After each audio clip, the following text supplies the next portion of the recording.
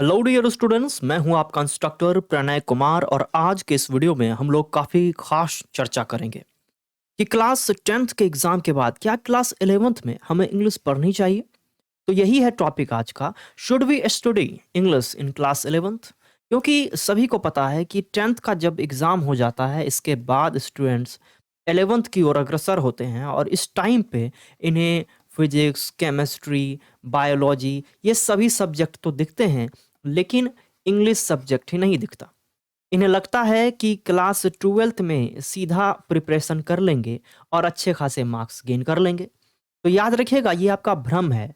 ऐसा करके आप कभी भी 80, 85 या फिर 90, 95 मार्क्स नहीं ला सकते। एक एवरेज मार्क्स आपको आ सकता है, या अगर आपने ज़्यादा ध्यान नहीं दिया तो आप फेल भी हो सकते हैं। तो किस प्रकार से अपने समय को बिना गवाए आप इंग्लिश की अच्छी प्रिपरेशन कर सकते हैं, क्या क्या वो स्ट्रेटजी हैं वो आपको अपनानी चाहिए। ठीक है, अगर आपको पढ़ना है तो किस प्रकार से पढ़ना है। तो सेकेंड जो टॉपिक बन सकता है वो ये भी क्वेश्चन हो सकता है, how should we study English in class 11th। अगर क्लास 11th में पढ़ना ही है तो पढ़ना कैसे है, क्योंकि ये काफ़ी इंपॉर्टेंट है। ठीक है, तो सबसे पहले बात, जो प्रश्न हमारा पहला है, जो क्वेश्चन क्या कह रहा है कि क्या पढ़ना चाहिए, तो उसका आंसर पहली बात तो यस में देंगे, हाँ पढ़ना चाहिए। क्यों? क्योंकि याद रखिएगा, ये जो आपका 1 साल है ना, 1 ईयर, ये आपका यूं खत्म हो जाएगा और आपको पता भी नहीं चलेगा कि आपने 11th को गवा दिया। तो यहाँ पर कैसे पढ़ा जाए, इसका क्या क्या सिलेबस होगा, क्या सारी चीज़ें पढ़नी चाहिए। तो आइए मैं आपको डिस्कशन करता हूँ और बताता हूँ क्रमबद्ध तरीके से, एकदम अच्छे से समझिएगा। सबसे जो पहला बात हो गया वो ग्रामर आ गया, कि आपको क्लास 11th में जो है ना, क्लास 11th में आपको ग्रामर पढ़ लेना है। क्लास 11th में इंग्लिश की जो ग्रामर होती है ना, उस पर एक विशेष पकड़ आपको बनाना होगा। क्योंकि याद रखिएगा, ग्रामर एक ऐसा टॉपिक है कि आपको 1-2 महीने में कंप्लीट नहीं होगा। तो क्लास 11th आपके लिए जो बचा हुआ समय है ये बहुत इंपॉर्टेंट है। इसमें आपको क्या क्या पढ़ना चाहिए, देखिए। अगर आप सब्जेक्टिव की बात करें तो इसमें आप जो है ना, ऐसे राइटिंग समझ जाइए कि ऐसे कैसे लिखा जाए। ठीक है, दूसरी बात आप जो है ना, लेटर राइटिंग या फिर एप्लीकेशन राइटिंग किस प्रकार से लिखा जाए, ये सब आप 11th में ही क्लियर कर लीजिए। तीसरा आप देख लीजिए, कॉम्प्रिहेंशन। कॉम्प्रिहेंशन में क्या क्या पूछता है उसको समझिए कि क्या है ये तो हुई सब्जेक्टिव की बात। अगर ऑब्जेक्टिव में आए तो ऑब्जेक्टिव कहने के लिए है, ऑब्जेक्टिव में आए ग्रामर पर्सन को देखने के लिए, तो आप देखिए, टेंस की पकड़ बनाइए। पकड़िए आप कि कौन सा सेंटेंस किस टेंस का है। ठीक है, टोटल 12 पर आपको कमांड करना है क्लास 11th में ही। अगर आपका टेंस ठीक हो गया तो उसके बाद आप वॉइस को भी क्लास 11th में ही पढ़ डालिए। ठीक है, नरेशन थोड़ा जो है ना डिफिकल्ट है, तो इसको भी क्यों ना 11th में ही थोड़ा सा देख लिया जाए। तो आसानी से आपको ऐसे writing, letter writing, comprehension, tense को पढ़ लेना है, वॉइस नरेशन, ये सारी चीज़ें आपको ग्रामर में 11th में ही पढ़ने के लिए मिल जाएंगी। और अगर आप 11th में पढ़ लेंगे तो काफ़ी अच्छा होगा। क्यों अच्छा होगा? क्योंकि क्लास 12th में सीधा जा करके जब आप इन टॉपिक्स को देखेंगे तो ये बहुत ज़्यादा विस्तृत हो जाएगा, बड़ा हो जाएगा। तो क्लास 11th में ही इस सब को ख़त्म कर देना है, समझ लेना है। और अगर आप फिर से पढ़ेंगे क्लास 12th में तो एक प्रकार से रिवीजन हो जाएगा इसका, ये ठोस कॉन्सेप्ट आपके माइंड में बैठ जाएगा। ठीक है, तो अब देखिए और आगे एकदम बने रहिए वीडियो के साथ, देखिए आप समझ जाएंगे क्लास 11th क्या है। क्लास 11th जो है ना, आपके बेसिक कॉन्सेप्ट को क्लियर करने के लिए बना है। इसका फायदा उठाइए और कॉन्सेप्ट को समझिए। ठीक है, अब देखिए दूसरी चीज क्या है कि टेंस जब आपने पढ़ लिया तो उसके बाद आप जो है ना, parts of speech, parts of speech पढ़ डालिए। पार्ट्स ऑफ स्पीच में जो नाउन से लेकर के इंटरजेक्शन तक के हैं, इस सब को कोई जरूरी नहीं कि पूरा एक एक रूल पढ़ने का। आप समझ लीजिए कि नाउन क्या है, प्रोनाउन क्या है, एडजेक्टिव, वर्ब, ये सब क्या है, कम से कम इतना जान लीजिए आप। ठीक है, ये क्लास 11th के ग्रामर में आपको कर लेना है। अगर आपने इतना कर लिया तो समझिए क्लास 12th में जो आप जब आप पढ़ेंगे तो काफ़ी मदद मिलेगा। ठीक है, अब ये सब जो आते हैं ना स्टूडेंट, लास्ट में ऐसे राइटिंग, लेटर राइटिंग लिखने के लिए भूल जाते हैं, रट करके कितना आप नंबर लाएंगे, एवरेज नंबर आ सकता है आपका।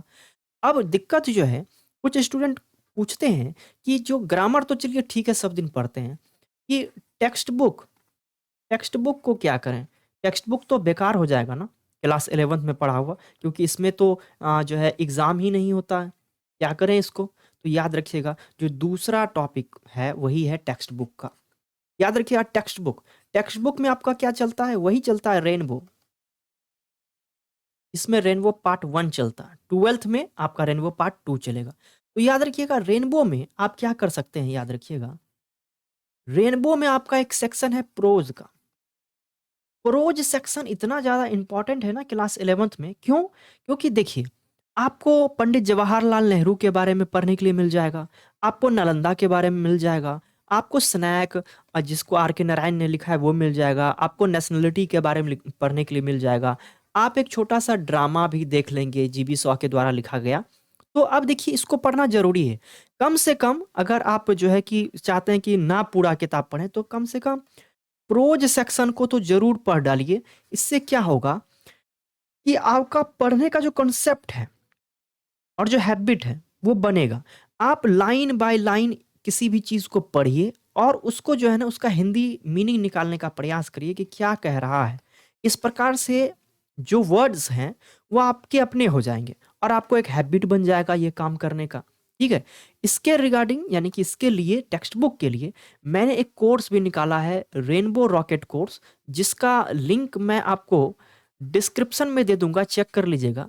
वहाँ पर मैंने जो है ना आपके टेक्स्ट बुक के प्रोज सेक्शन में टोटल आपके जो है ना 12 चैप्टर हैं। इस 12 चैप्टर को मैंने जो है कि पढ़ाया है, फेस टू फेस आकर के भी पढ़ाया है, फेस टू फेस आकर के और पेन टैब से भी, जिस प्रकार से आप देख रहे हैं इस प्रकार से भी पढ़ाया है, लाइन बाय लाइन एक्सप्लेन करके, और आपको एकदम अच्छे से समझा दिया है टोटल बातें कि किस प्रकार से पढ़नी चाहिए। और इसको पढ़ने से क्या होगा, आपका जो वर्ड स्टॉक है वो आएगा, आपको पढ़ने का जो हैबिट है वो बन जाएगा और आपका जो रूटीन है वो फॉलो होगा, आप लिंक से भटकेंगे नहीं।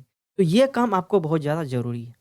अगर आप किसी अन्य क्लास में, अगर ग्रेजुएशन में भी हैं, तब भी मैं सलाह देता हूँ क्लास 11th के प्रोज सेक्शन को ही पढ़ने का, क्योंकि 11th में ऐसे टॉपिक्स हैं जो सभी क्लास को पढ़नी चाहिए, काफ़ी इंपॉर्टेंट है। तो ग्रामर तो आप क्लियर रखेंगे ही, टेक्स्ट बुक्स भी आप पढ़ेंगे, ठीक है, लाइन बाय लाइन एक्सप्लेन करके। वहाँ पर जो आपको वर्ड मिलेंगे उसको याद करिए, उसी का एंटोनिम्स साइनोनिम्स एग्जाम में पूछ देता है, वही वर्ड आपको 12th में आएगा। तो ये मत समझिए कि 11th बेकार हो गया, हम सीधा जो है ना 12th में ही पढ़ लेंगे। 11th में जरूर से पढ़िए, हैबिट बनाइए। अब आइए मैं आपको कुछ और भी जानकारी दे देता हूँ। हमारा जो रेनबो रॉकेट कोर्स है उसमें आपको क्या-क्या मिलेगा? देखिए रेनबो रॉकेट कोर्स आपको मिल रहा है। यहाँ पर क्या किया है ना, मैंने 11th क्लास के, फिलहाल 11th के, 12th के हैं तो आप देख लीजिएगा, डिस्क्रिप्शन चेक करिएगा। फेस टू फेस आकर के देख सकते हैं, इस प्रकार से मैंने चैप्टर को डील किया है। यानी कि मान के चलिए ये चैप्टर 1 है और मैंने पूरा चैप्टर का समरी और इसका ऑब्जेक्टिव सब्जेक्टिव जो है कि आपका नोट्स दिया है, और समरी मैंने खास करके वीडियो लेक्चर के थ्रू बताया। कुछ टॉपिक्स जो बड़े हैं, जैसे देख सकते हैं मदर इंडिया, सुभाष चंद्र बोस ने लिखा है, ये बड़ा है। इसको मैंने इसी प्रकार से पेन टैब पे पढ़ाया, क्या सब इंपॉर्टेंट वर्ड्स हैं, एक कलरफुल नोट्स की तरह। और उसके बाद आपको यूट्यूब पर ही मैंने इसका ऑब्जेक्टिव भी डील करवाया है।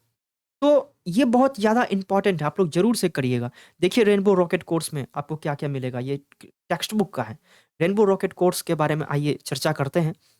इसमें आपको देखिए समरी वीडियो लेक्चर मिलेगा, यहाँ पे लिखा हुआ है समरी, और ऑब्जेक्टिव सब्जेक्टिव इस दोनों का पीडीएफ नोट्स, और साथ ही साथ आपको जो है ना वर्ड मीनिंग का जो होता है स्टॉक वो भी मिल जाएगा। Bihar board class 11th rainbow book के सभी चैप्टर का समरी वीडियो लेक्चर के साथ word meaning, objective subjective question का पीडीएफ कंप्लीट कोर्स के लिए कांटेक्ट करें व्हाट्सएप, मेरे इस व्हाट्सएप नंबर पर आप कांटेक्ट कर सकते हैं, और हमारे यूट्यूब चैनल से भी जरूर जुड़िए। यूट्यूब चैनल का लिंक यहाँ पर दिया गया है और ये हमारा जो है कि नंबर है, यहाँ पर आप बिल्कुल इससे संपर्क करिएगा। लिंक डिस्क्रिप्शन में दिया गया है, वहाँ पर भी जाकर के आप पूरी जानकारी ले सकते हैं। तो पूरा जो निचोड़ निकला है, कंक्लूजन निकला है कि क्लास 11th में आपके पास एक अपॉर्चुनिटी है टेक्स्ट बुक को पढ़ने का, अच्छे से हैबिट बनाने का। दूसरा ये है कि ग्रामर के बेसिक चीज़ों को समझ लेने का। ये दोनों चीज़ें आपको कर लेनी चाहिए। अगर ये दोनों चीज़ कर लिया तो ज़ाहिर-सी बात है आपका वोकैब्युलरी अच्छा हो जाएगा और आपका जो वर्ड का स्टॉक है वो भी हो जाएगा। तो क्लास 11th में इतना करिए, क्लास 12th में आप देखिए इम्प्रूवमेंट आपको दिखेगा। मैं उम्मीद करता हूँ कि ये वीडियो आपके काफ़ी हेल्प में आया है। वीडियो आपके हेल्प में आया है तो लाइक और शेयर ज़रूर कीजिएगा। चैनल पर पहली बार आए हैं तो सब्सक्राइब करके बेल आइकन को हिट कर दीजिएगा, क्योंकि ऐसे ही शानदार वीडियोज़ मैं आपके लिए लगातार लाते रहता हूँ। फिलहाल आज के लिए इतना ही, मिलते हैं किसी अन्य क्लास में।